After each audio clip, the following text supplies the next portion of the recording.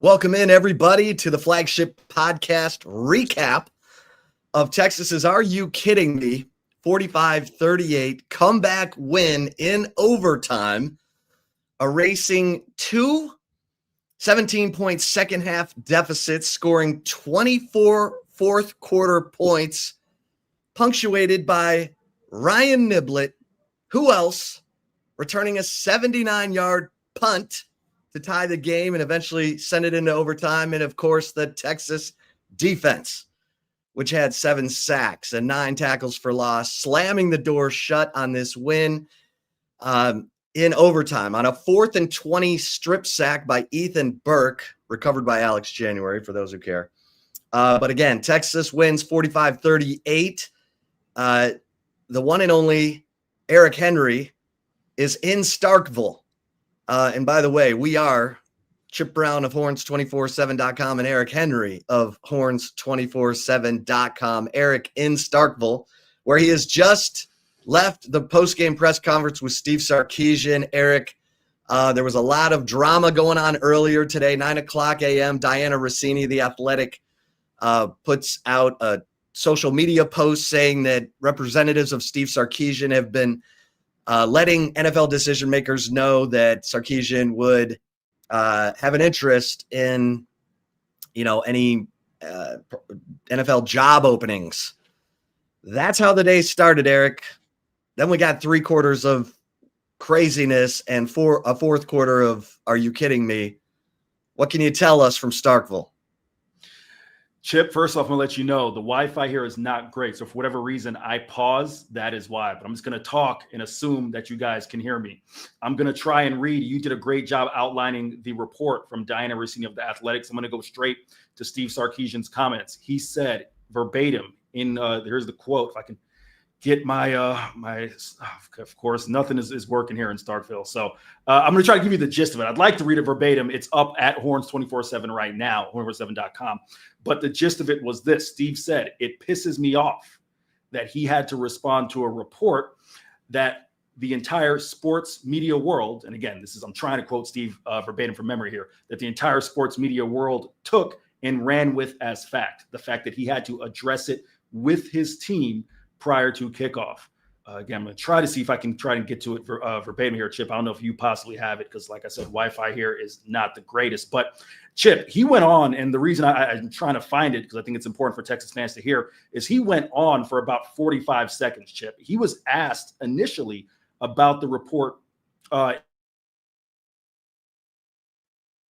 and here's the quote from Steve Sarkeesian. From Jimmy to go on. Bear with me for a second, because it really pisses me off.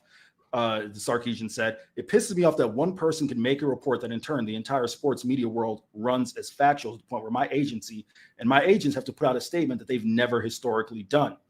CAA, Jimmy Sexton, Ed Marinitz have never had to do that, but I had to do that to protect my locker room. I thought it was absolutely ridiculous. I thought it was completely unprofessional of that person to put that report out. And the fact that everyone ran with it is borderline embarrassing for the media. And I respect what you guys do. I really do. And everybody else. But the fact that everybody ran with that as truth is embarrassing. Okay, so I've got a small circle when it comes to making decisions on what I do and don't do. So nobody would speak on my behalf without me knowing. And so where that report came from, I'd love to talk to that person because it's absolutely ridiculous. So there is the quote in full verbatim from Steve Sarkeesian. As I said, flatly denied it. Chip, I will go to you because, like I said, the Wi-Fi is hit or miss here. So let me give it back to you. And then if you want to pass it back to me, we can talk about one of the more notable storylines coming out of this game, Arch Manning's health, which there wasn't an update, and then Matthew Caldwell coming in for the second time this year, short notice, saves the day, throws a touchdown to Emmett Mosley, Chip. But your thoughts on Steve Sarkeesian's flat-out denial of the report from The Athletic? Yeah, I mean, this was shaping up to be one of the most disastrous days of the Steve Sarkeesian era when you combine that report, all the chaos that it caused, and then the first 3 quarters of this football game. But Eric, yeah, I thought the officials totally missed a targeting call on, by whatever that kid's name is, who had all kinds of penalties today, number 22, he, lowered his helmet into the back of Arch's helmet on that scramble, and Arch's helmet snaps into the turf, and he looked, like he might have suffered a concussion. He leaves the game. Matt Caldwell, his backup, comes in, goes 1 of 1 for 10 yards and a touchdown on a fade route to Emmett Mosley, the 1, 2, 3, 4, 5th. That was initially ruled out of bounds, Eric, but upon further review, it was a touchdown.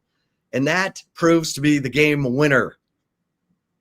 Yeah, Chip, we had a chance for the first time to speak with Matthew Caldwell. And one of the things that, whether it was Steve Sarkeesian, Emmett Mosley, Ryan Wingo, Parker Livingstone, they all praised his composure. They all said that if Matt Caldwell has to come in the game now, so he's come in the game twice this year, you don't feel, in terms of the sense of the demeanor, the calmness, that you don't feel a shift from Arch Manning to Matthew Caldwell. When we spoke with Matt said that the play was an RPO and just this is kind of a read, a connection, that the fact that he and Emmett have had a chance to have some work in practice. So they've kind of worked on kind of the what if they were in not necessarily that scenario. I'm sure they're not practicing for, being in Starkville and the cowbells and in overtime, but kind of the scenario of the look of what they saw, right? And it was a great ball by Matthew Caldwell, and the rest is history. So, and as I mentioned when I toss it back to you, Steve Sarkeesian did not have an update on Arch Manning's health, said that, we'll have to find out more when we get him back to Austin. We weren't told, Chip. I don't know if the TV broadcast mentioned anything. It looked to me as if maybe he got, obviously hit from behind, maybe fell on the ball. Couldn't tell if it was a concussion, maybe something with his head. I don't know if you got anything from the TV broadcast, Chip. Yeah, from the TV broadcast, it looked like this Mississippi State defensive lineman, number 22, who also got the illegal low block on the field goal attempt, or field goal block attempt by Mississippi State that ended up taking points off the board for Texas earlier in the game. Anyway, he comes in at the end. First of all, Manning scrambles for 13 yards. And then at the end, the kid's name is Kedrick Bingley Jones. It looked like he lowered his helmet into the back of Arch Manning's helmet as he was going to the ground, and it caused Arch's helmet to snap right into the turf. I mean, his head bounced off the turf. It was not a pretty picture, and they never reviewed it. I mean, if you slow that thing down,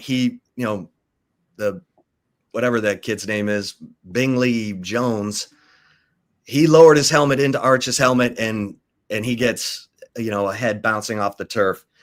I thought it was a gutsy game from Arch Manning, Eric. Obviously, he put it together in the fourth quarter. He finishes, 29 of 46 for 346 yards, 3 touchdowns, and an interception that went off the hands of Parker Livingston into the hands of Kelly Jones. It's the first turnover for Texas or by Arch and Texas in 3 games. Texas couldn't really run the ball, but when they had to have it, they came up with the big plays. Eric, your thoughts on just the disjointed nature of this game? Yeah, Chip, listen, it's funny. Steve Sarkeesian did acknowledge that, hey, for tonight, we'll enjoy the victory and we'll come back to some of the issues. There were plenty of them tomorrow and on Monday. And through 3 quarters, Chip, it looked as if Texas's inability to establish the line of scrimmage and run the football and end up in third and, a country mile, right, continuously would sink this team. And I'll be transparent. I started to write that Texas's inefficiency on offense was going to suck the life out of this team, because I don't have the numbers in front of me, but I know entering the fourth quarter, Texas defense had played 60-something plays and probably finished the game over 80 plays for the second straight week, right? their inability to take advantage of short fields. Twice the defense gave them the ball around midfield, once on the Texas 42, other time on the Mississippi State 43. They came away with 0 points. I thought that the inability to sustain drives was going to sink this team.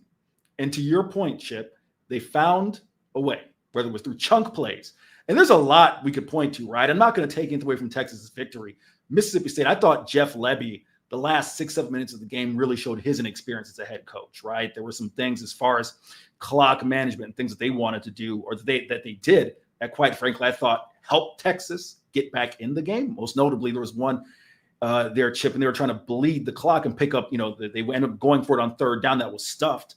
The play before that, Jeff Lebby and Blake Shapen, they snapped the ball with 20 seconds left on the clock. It's like, what are you doing? You're trying to bleed the clock, So I thought there were some things that they did that helped pave the way for Texas' comeback victory, but you cannot take any credit away from Arch Manning, from the offense. They found a way, and for one night, Chip, you can enjoy this. But as Steve Sarkeesian said, and as I'm saying to you here, the issues that hurt this team for 3 quarters, they're still here, all right? Offensive line, got to perform better, got to establish the run game, and it's not going to get any easier because, as I wrote earlier in the week, Texas is facing 3 top 50 run defenses, and Vandy, Georgia, and A&M, and 2 top 15 run defenses. Vandy, I believe, was 9th entering this weekend, and Georgia was 11th. All right, so they got to find a way to get it going in a hurry. Yeah, and the 4th and 1 roughing the passer. What a terrible, Mississippi State fans are going to throw up at the thought of that because it was egregious. Arch Manning had let the ball go. Number 6 for Mississippi State comes barreling in, smashes into Arch. Deontay Anderson, and that extended a drive that would have ended, and it extended a drive to a touchdown that allowed Texas to erase the 38-21 deficit that it was suffering in the 4th quarter. Eric, it was an unbelievable game for the defense. Let's give some flowers. I mean, Anthony Hill, 3.5 tackles for loss, 2.5 sacks, a 4th down stop. He was everywhere. Ethan Burke blocks a field goal, comes up with the strip sack to end the game. Alex January, 1.5 sacks and a fumble recovery. Look, the guys up front played well. They limited the running attack. They gave up 94 yards in the first half. It was minus 31 yards in the second half.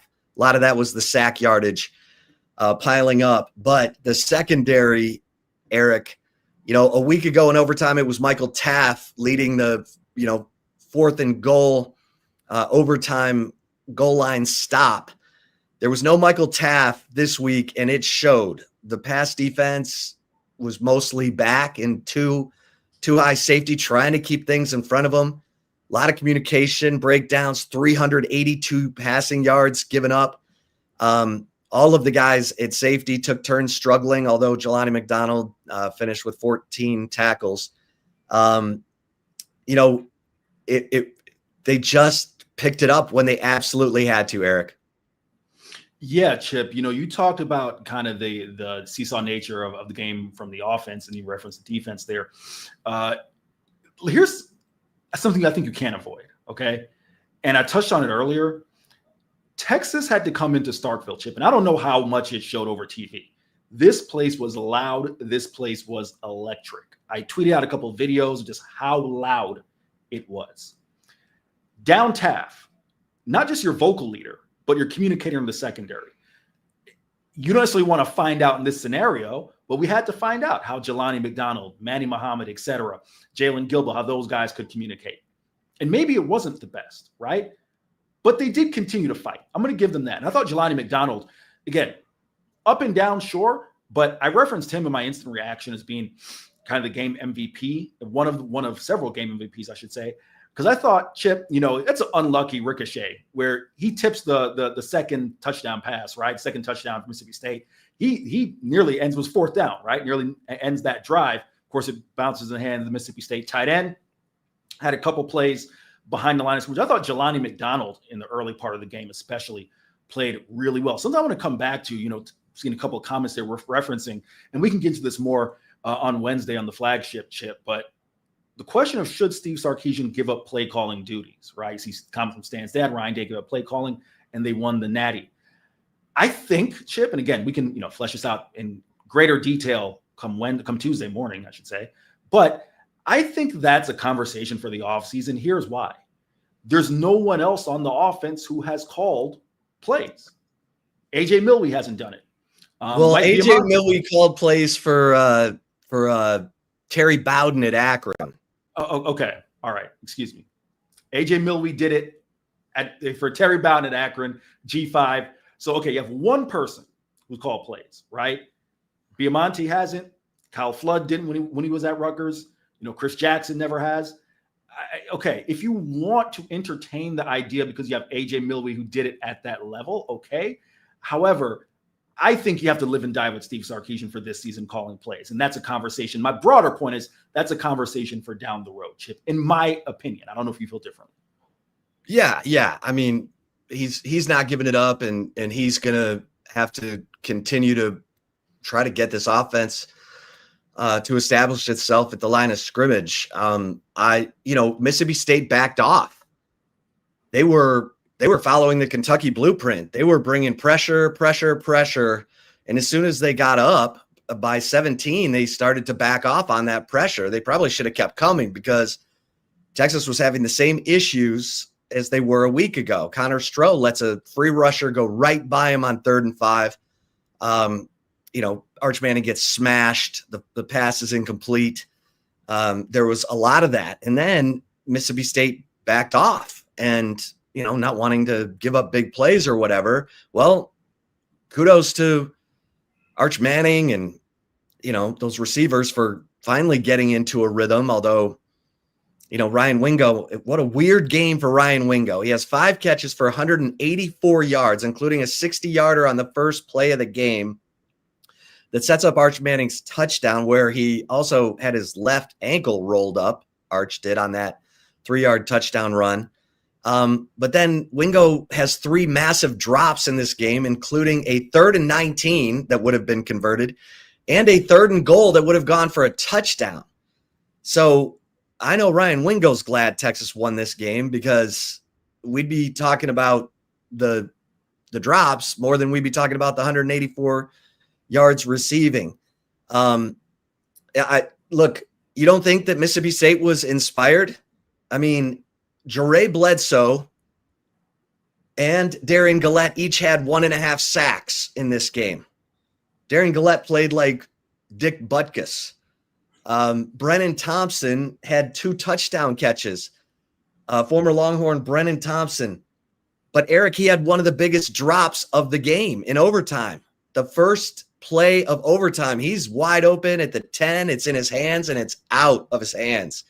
And Mississippi State ends up throwing incomplete to Brennan Thompson again on 2nd and 10 in overtime. And then the penalties came and the Colin Simmons got a pressure. And then, of course, Ethan Burke with the strip sack to end the game. So there were so many storylines going on in this game. It was ridiculous. But Ryan Niblett, why do you kick to him? 79-yard return, Eric. I couldn't believe it. I was watching it, and I couldn't believe it. 1:47 left to tie the game, and the Texas defense was able to keep Mississippi State from driving for a field goal, and we went into overtime, and Texas won it. Yeah, Chip, I'm glad you mentioned Ryan Niblett. I feel like I should touch on him. I wrote in my instant reaction that I felt like Mississippi State, by virtue of where they were on the field in the game, that their punter was forced to try and flip the field. And maybe this is Monday morning quarterbacking it. Maybe this is hindsight being 2020. But I wonder if you're Jeff Lebby, if you're Mississippi State special teams coach, if you say, hey, we can live with getting our defense out there and forcing Texas to score a touchdown. We can't live with kicking it to Ryan Niblett, right? Because we saw Mississippi State's punter tried to flip the field, right? Boomed one. It was a chance for Niblett, who even said postgame, just wanted a chance. Didn't feel like he had much of a chance because of the coverage. He got his chance, and we saw what happened. So yeah, hindsight's 2020, but you wonder if you're Jeff Levy in Mississippi State, if you're thinking, man, maybe we should have just, forced Texas to drive down the field and, forced a fair catch as opposed to another punt return touchdown for Ryan Niblett. Yeah. I mean, he had the 75-yard punt return for a touchdown against Oklahoma that broke it open in the fourth quarter. A 45-yard punt return and a 43-yard punt return last week that set up 10 points in a overtime game. And then this, incredible, absolutely incredible. And, there was a missed tripping call on Mississippi State's DJ Reed. He tripped Arch Manning. It was blatant, no call. It would have been 1st and goal. Instead, Texas attempts a 29-yard field goal that Mason Shipley hooks left. Mason Shipley missed a 29-yard field goal in this game. For a little more drama, his first miss inside 50 yards this season.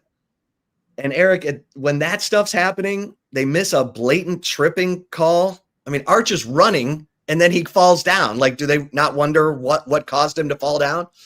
Would have been 1st and goal. Instead, they attempt a 29-yard field goal that Mason Shipley hooks. This is the kind of game it was. And you got to give credit to this Longhorn football team, Eric, because they did not give up. And as tired as that defense was, and you're right, they played 86 plays for the second week in a row. And this was tempo at its finest. And they did not give up, and they made just enough plays down the stretch. Ryan Niblett's punt return, the defense getting off the field because the offense was all over the place. I mean, their first half drives, Eric, you had the touchdown, 60-yard. And what was the first play? A pass 3 yards behind the line of scrimmage that Ryan Wingo takes 60 yards. Then you run for, 4-yard run.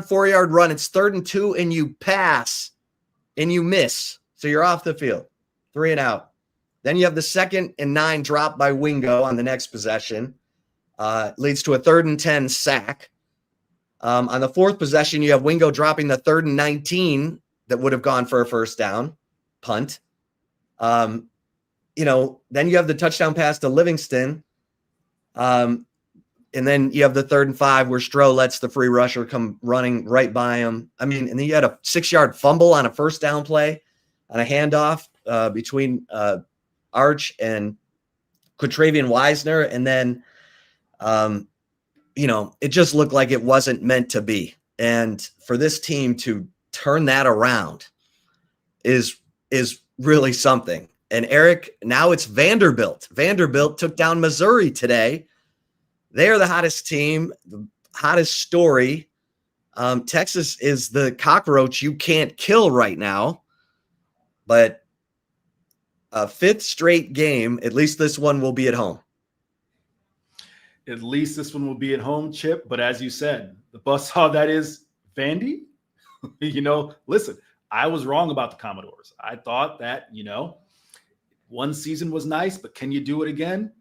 They are doing it again, and they're beating SEC teams. So Texas will have to worry about that. It's funny. I had a conversation with a Mississippi State assistant at halftime. He used to coach in Conference USA. You guys can probably do the math there if you know my history and where I used to cover and so on and so forth. But we had a laugh saying that, man, can you believe Diego Pavia is doing it again? Right? So Diego Pavia has the SEC on notice, and Texas will have to account for him. But for one night, Chip, they can enjoy the fact that they've survived and advanced. The Longhorns are 6-2, 3-1 in SEC play. And as ugly as it was, and what a frustrating day for Longhorns fans, it sure ended with electricity and elation. Unexpected elation, and that is an unbelievable feeling. As old Mac Brown used to say, old ugly is better than a loss. So, hey, kudos to these Texas Longhorns. Eric, any final thoughts from Starkville, where you're probably still having your ears ringing from those cowbells? Well, my ears certainly are still ringing. Final thoughts from Starkville. You have to applaud Texas's team resiliency. I know, Chip, it's not the sexy thing, right? In terms of culture, because no one ever says this was a culture loss, right? I'll be waiting for the first team to say, man, we lost this one because of our culture, right? However, I think I don't have to be the one to tell Texas fans, Chip, you covered it. Texas fans lived it. In previous years, this game would not have been a win, and they found a way to win. That's the final thought. Yeah. On the road for a fourth straight week, unprecedented. No team in major college football is playing 4 times in a row away from home. But Texas found a way, and I hope they have a great flight back, and we'll see if they can come home and build off of this momentum, Eric, because for 3 quarters, it sure didn't look like it was going to turn out this way. So great stuff there. Safe travels. And thanks to everybody for listening to this episode of the Flagship Podcast recap of Texas's Are You Kidding Me? 45-38 overtime win at Mississippi State, erasing 2 17-point deficits in the second half, including one in the fourth quarter, with a 24-point fourth quarter punctuated by a 79-yard punt return by Ryan Niblett with a minute 47 left in regulation, and then Matt Caldwell's 10-yard touchdown pass to Emmett Mosley, the 5th, in overtime, and the Texas defense slamming the door on this victory with a Ethan Burke strip sack on 4th and 20 in overtime. For Eric Henry, I am Chip Brown. Until next time, we'll see you over at horns247.com. Make sure you're an annual member over there so you get all the VIP access to all of the team sites on the preeminent 24/7 Sports Network. For Eric, I'm Chip Brown. Stay safe and keep the faith.